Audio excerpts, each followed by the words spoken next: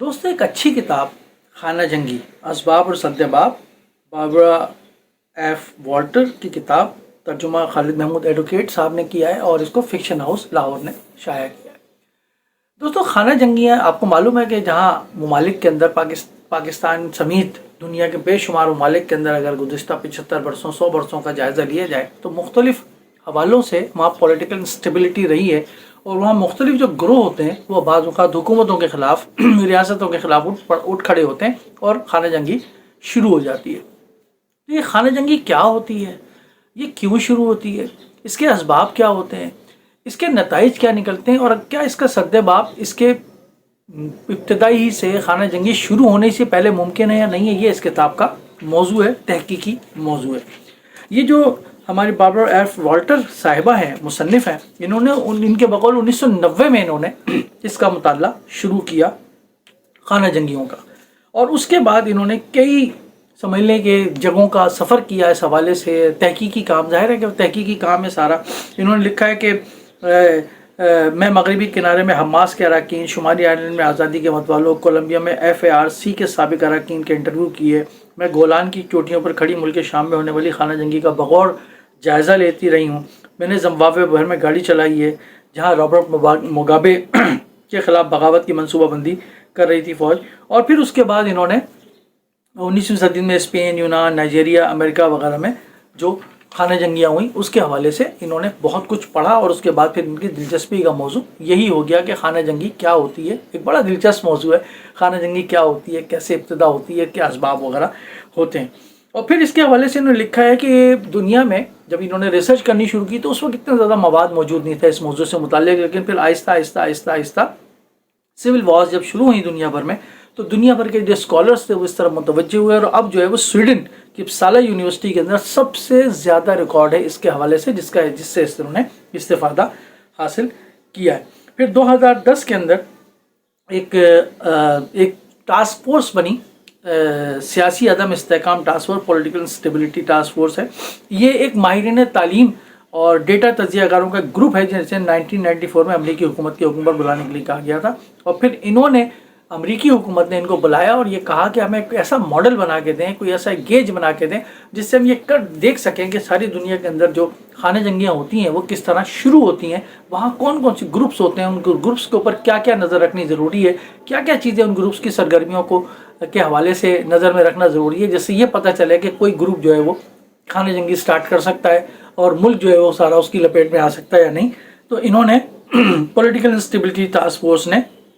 خانہ جنگی کا ساری دنیا سے خانہ جنگی جو ہوئی تھی جہاں جہاں اس کا ڈیٹا اکٹھا کیا اور اس کے بعد ایک ماڈل بنایا جس ماڈل کے تحت آج ہم آسانی کے ساتھ اندازہ لگا سکتے ہیں مغربی دنیا کہ کس ملک کے اندر خانہ جنگی ہو سکتی ہے یا نہیں ہو سکتی ہے۔ تو اس حوالے سے آپ خود اندازہ کر سکتے ہیں کہ یہ خود جو ہے وہ اس کے اندر شامل ہے 2017 سے، اور یہ اسی کا مطالعہ کر رہی ہیں۔ تو یہ میں نے اس لیے تعارف کروایا تاکہ آپ کو اندازہ ہو کہ یہ موضوع کیا ہے اور مغربی دنیا کے جو بڑے ممالک ہیں خاص طور پہ امریکہ وغیرہ وہ کس طرح ملکوں پر نظر رکھتے ہیں، تیسری دنیا کے یا افریقہ کے وغیرہ کے مشرقی اور حوالے سے یا افریقہ کے حوالے سے، اور وہاں کن کن کے طریقوں سے گروپس کو نظر میں رکھتے ہیں، ان کی سرگرمیوں کو نظر میں رکھتے ہیں اور خانہ جنگی ہو سکتی ہے یا نہیں ہو سکتی اس کے بارے میں اندازہ لگا کر پہلے ہی سے بند باندھتے ہیں اپنے مفادات کے آگے۔ تو بہرحال اگر ہم اس کو دیکھیں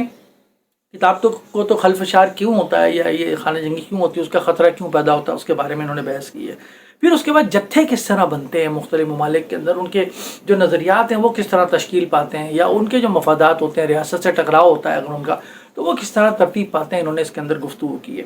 پھر اس کے بعد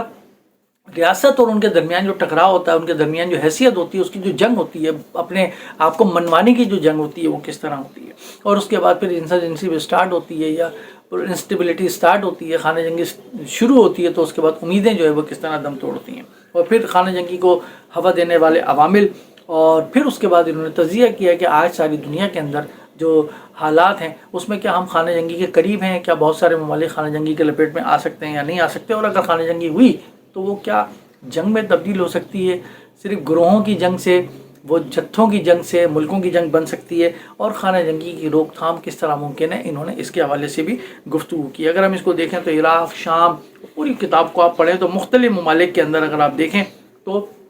خاص طور پہ امریکہ کے اندر بھی ٹرمپ نے جو نسلی گروہ پسندی ایک طرح سے یا ایک امریکی جو پرو امریکن کی بات کی اس کے حوالے سے بھی انہوں نے بات کی ہے، اور وہاں پہ جو سیاست ہے ریپبلکن کی اور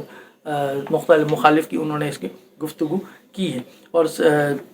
امریکہ کی جو صدارت تھی نکسن وغیرہ کی اس کا بھی انہوں نے زبردست قسم کا تجزیہ کیا ہے۔ برطانیہ کے حوالے سے، برطانوی نو آبادیات کے حوالے سے جو ممالک رہے ہیں وہاں بھی انہوں نے گفتگو کی ہے، اور مختلف دنیا کے ممالک کے اندر جہاں خانہ جنگیاں ہوئی ہیں اس کا انہوں نے مطالعہ کر کے ایک بہت ہی شاندار کتاب لکھی ہے خانہ جنگی، اپنے موضوع پر ایک چھوٹی کتاب ہے۔ میرے علم میں نہیں ہے کہ اردو زبان کے اندر خانہ جنگی کے حوالے سے، پولیٹیکل انسٹیبلٹی کے حوالے سے، جتھوں کے حوالے سے، ان کی نفسیات کے حوالے سے، ان کے کام کرنے کے طریقہ کار کے حوالے سے، ان کے اسباب و نتائج کے حوالے سے اتنی شاندار کتاب لکھی گئی ہو۔ یہ فکشن ہاؤس نے چھاپی ہے، بابر ایف والٹر کی کتاب، ترجمہ خالد محمود ایڈوکیٹ صاحب کا، خانہ جنگی اسباب اور سد باب۔ اس موضوع سے دلچسپی رکھنے والے اس کو ضرور پڑھیں۔ بہت شکریہ۔